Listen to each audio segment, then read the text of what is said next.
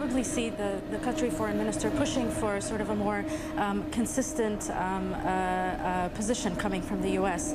As we've seen from the beginning of this diplomatic crisis, there have been some contradictions between Tillerson's statements and Trump, and so I would imagine that the foreign minister will be pushing for sort of more consistency there, a more sort of aligned position from the U.S. And I think he will also be emphasizing. Well, it's difficult to say at this point. I mean, I think judging by some of the developments in the last day or two, and in particular the senator's statement that the arms sales may be halted if the crisis doesn't resolve quickly, we may be seeing sort of more stronger statements coming from the U.S. But I also think that during the foreign minister's visit, he will sort of try to lay this terrorism question to rest by pointing to some of the steps that Qatar has been taking, such as the hiring of John Ashcroft's law firm to audit Qatar's counterterrorism efforts and so on. And indeed, do they have any leverage in the fact that they host a US military base there? And what kind of argument can they make in defense of that and the impact on you know, the war in Syria and the fight against ISIS, for example?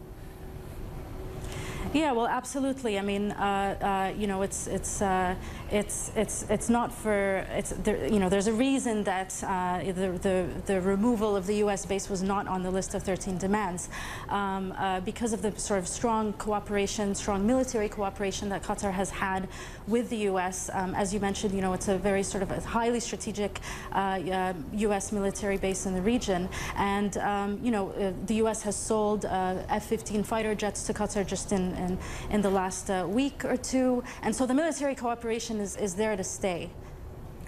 And what does this mean about Qatar and its relationship with Iran? I mean, we've seen the White House firing shots at Russia and Iran over Syria. I mean, is this broadly more of a regional dispute, and what does Qatar need to do?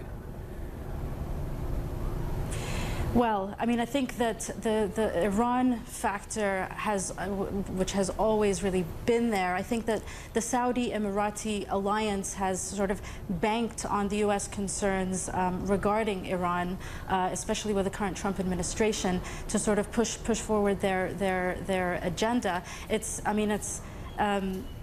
You know, it's a sort of balance of power, geopolitical balance of power issue, and you know, Qatar has made it very clear that its relations with Iran sort of extend only so far as, you know, they share the gas field and so on, and so I think that you know, there's an argument to be made there from the Qatari side.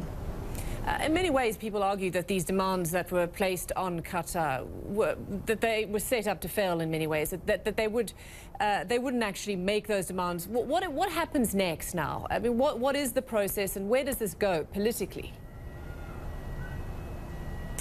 Well, this current visit with the foreign minister is absolutely key.